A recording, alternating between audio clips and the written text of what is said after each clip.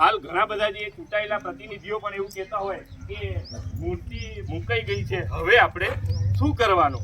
તો આતંકવાદી કહેવાના બદલામાં મૂર્તિ નથી મુકાઈ, એ તમામ ગામોની સમાજની આમરાઈ, તમામ ગામોની પંચોની સહમતિ, એના થકી એ મૂર્તિ મુકાઈ છે. કોઈ પોલીસ પ્રશાસનથી કે કોઈના નેતાના કે કહેવાથી એ મૂર્તિ મુકાઈ નથી. બરાબર? એ આપણા સમાજની આમરાઈથી છે, બધાની સંમતિથી થયું છે. અને એ દિવસે કોઈ પણ જાતના ઝઘડા કે એવું કંઈ થયું નથી. એ સમાજની એક પદ્ધતિ છે.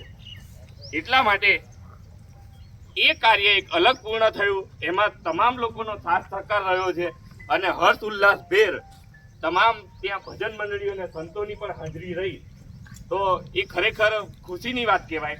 પણ આ બીજો તબક્કો જે છે એ તબક્કામાં ક્યાંય આપણે પાછી પાની કરીશું નહીં. જેટલું પણ કાયદામાં રહેવાય એટલો રહેવાનો પ્રયત્ન કરીશું. અમને એફઆઈઆરની કોપી જોઈએ. આમાં ક્યાંય આપણી પાછળ કેટલાય એવા યુવાઓ હશે કે એમની પર પોલીસ પ્રશાસનના પણ ફોન આવે, નેતાઓના પણ ફોન આવે, સત્તાધારી માણસોના પણ ફોન આવે, પણ એ એમની પાર્ટીને બચાવવા માટે અથવા તો પોલીસ પ્રશાસનને પ્રોટેક્શન માટે વાત કરતા હોય. પણ આ આદિવાસી સમાજ પર આતંકવાદી જેવો શબ્દ એ 50 વર્ષ સુધી માથા પર લઈને ફરવું એ આપણને પોસાય નહીં. એ કોઈ પણ પાર્ટીનો માણસ આપણને એમ કહેતા હોય કે ભાઈ ના, હવે તમારે શાંત રહેવું જોઈએ, તમારે મૂર્તિ થઈ ગઈ છે એટલે એ મૂર્તિ તો થઈ છે, એ તો તમે નહીં કહેતા તો બી કરવાના હતા. તો એ મુદ્દો અલગ છે. અને આ આતંકવાદી શબ્દ આ એટલા માટે આપણે આને એફઆઈઆર સુધી પહોંચવાનું છે કારણ કે આખા ગુજરાતની અંદર સૌથી વધુ જે એનર્જી વાળા કહેવાય કે જેનામાં જુનૂન અને જુસ્સો છે એ ઇતિહાસમાં લખાયેલું છે. અને હમણાં બી આપણે પાછું લખવાનું છે કે ધાનપુર ઘાટાનો આદિવાસી કોઈ માને નહીં. તો એ પાછું સાબિત કરવાનું હોય તો આપણે એફઆઈઆર નહીં કરાવી ચાલી જાય નહીં ચાલે એવું ભણે ખરું. એફઆઈઆર કરાવી અને એફઆઈઆર વગર આપણે પાછા ભરવાનું નથી. હા ભણે પાછા 3 દન પર પાછા ભેગા થવા કે પાછા ભેગા પછી નહીં માને તો ધરણા પર ઉતરી પણ એફઆઈઆર તો આપણે કરાવો. પણ કાયદામાં કહીતા શું કરતા નહીં. કઈના પછાડીથી કઈતા પત્ર હતો મારી દેતા નહીં, કઈતા ઘરિયા કામ તો છોડી દેતા નહીં. કારણ કે આ બધી લડાઈ છે એ એમ આપણું લાગે પ્રશાસનની સામે, સત્તાવાળાની સામે અને મંત્રાલયના સભ્ય સામે લડવાનું હોય તો સંપૂર્ણ ગાંધીવાદી અને સંપૂર્ણ કાયદાની જોગવાઈમાં આપણને લડવું પડે. પહેલાની સિસ્ટમ હતી કે જેમાં આપણે પાવર હતો કે આપણે આનો પાવર હતો તો કે આપણા પ્રદેશની અંદર કઈનો રાજા આવી જતો, કઈનો રજવાડો આવી જતો તો આપણામાં એનું કૌશલ્ય હતું કે આપણે તીર કામટોઈ નાખી દેતા. બરાબર છે? કારણ કે એ બી આપણી એક કળા હતી કે આપણા વિસ્તારમાં કઈનો આવે એટલે હરિયા કામટો આપણે આહણી દેતા. એ આપણી કળા હતી અને એ કળાનું કૌશલ્યમાં કેટલાય રાજાઓ આપણા આદિવાસી વિસ્તારની અંદર આવી શક્યા નથી. એ જીતી વખતની કળાની અંદર આપણું આદિવાસી ક્ષેત્ર એ શેડ્યુલ 5 કહેવાયો ને એની અંદર આપણને તમામ પ્રાવધાન મળ્યા.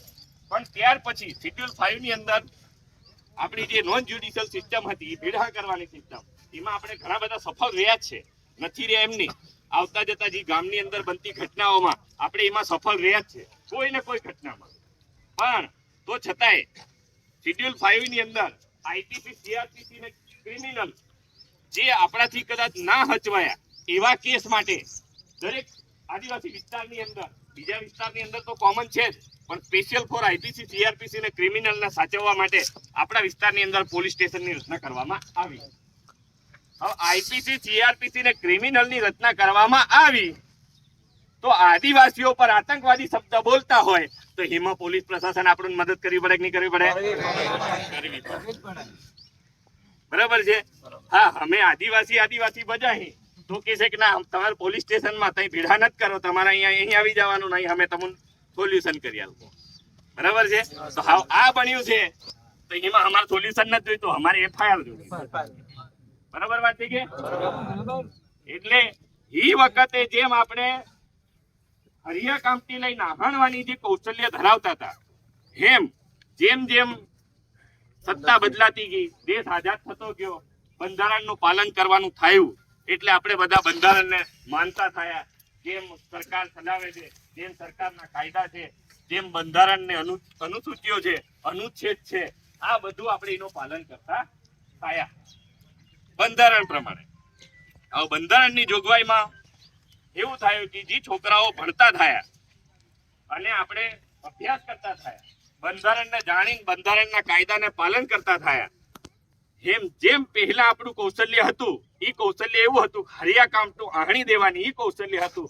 હાવ આપણું કૌશલ્ય કેવું હોવું જોઈએ એ કલમની તાકાત પર આપણે ચાલવું પડે. એ ક્રિયાનું જે હરિયું હતું ને એની જગ્યાએ હાવ આવી ગયું છે. પહેલા આપણે હરિયા કામથી લઈ કઈના મેદાનમાં ડુંગરામાં એનું છોડતા નહીં. હાવ એ કલમની તાકાતે આપણે સુપ્રીમ કોર્ટના દરવાજા બજાવવું પડે. પણ સુપ્રીમ કોર્ટનો દરવાજો ખટખટાવો છે, હાઈકોર્ટનો ખટખટાવો છે કે આખી માનવ જેટલા બી આપણા માથા છે ને એ માથા ભેગા કરવા. બે વસ્તુમાંથી એક વસ્તુમાં આપણે જીત મેળવાય. એકલો માણસ લડતો હાઈકોર્ટમાં જાય, સુપ્રીમ કોર્ટમાં જાય, છેલ્લે એ કાયદાની જોગવાઈમાં જીતી જાય. બીજી વસ્તુ એવી છે કે જેટલી મોટી જનસંખ્યા ભેગી થાય, ધાનપુર ઘાટાના ભેગા થાય, આખા દાહોદ જિલ્લાના ભેગા થાય, રાજસ્થાનના ભેગા થાય, મધ્યપ્રદેશના ભેગા થાય, મહારાષ્ટ્રના ભેગા થાય, છત્તીસગઢના ભેગા થાય, ઝારખંડના ભેગા થાય, આ બધા ભેગા થાય તો એ કાયદો બની જાય કે નહીં બની જાય? એ કાયદો બની જાય તો આ એફઆઈઆર થાય નહીં એવું બને ખરું? એટલે એફઆઈઆર તો આપણે કરાવી જ છે, કાયદામાં રહીને, કાયદાનું પાલન કરીને. ક્યાંય એવો મુદ્દો ના થાય કે પોલીસ પ્રશાસન સાથે આપણે ઘર્ષણમાં પડવું પડે. એટલે હજુ પણ આપણે આજે જે શુક્રવારનો વાયદો કર્યો હતો એ પ્રમાણે પોલીસ પ્રશાસને 100% એવું કામ કર્યું નહીં હોય. એ બી તમને બરાબર છે, ઠીક કર્યું હે. કારણ કે સામે તો ફોન આવ્યો હે, જરીક રોકાઈ જાવ, જરીક રોકાઈ જાવ. આ પણ હતી કે હું સારું તો તને હજુ 3 દના છે, બરાબર છે. પણ પછી આપણને છોડવાનો નથી. તમામની સહમતિ છે કે હાથ અંદર કરીને કહી દો. કારણ કે જો છોડ્યો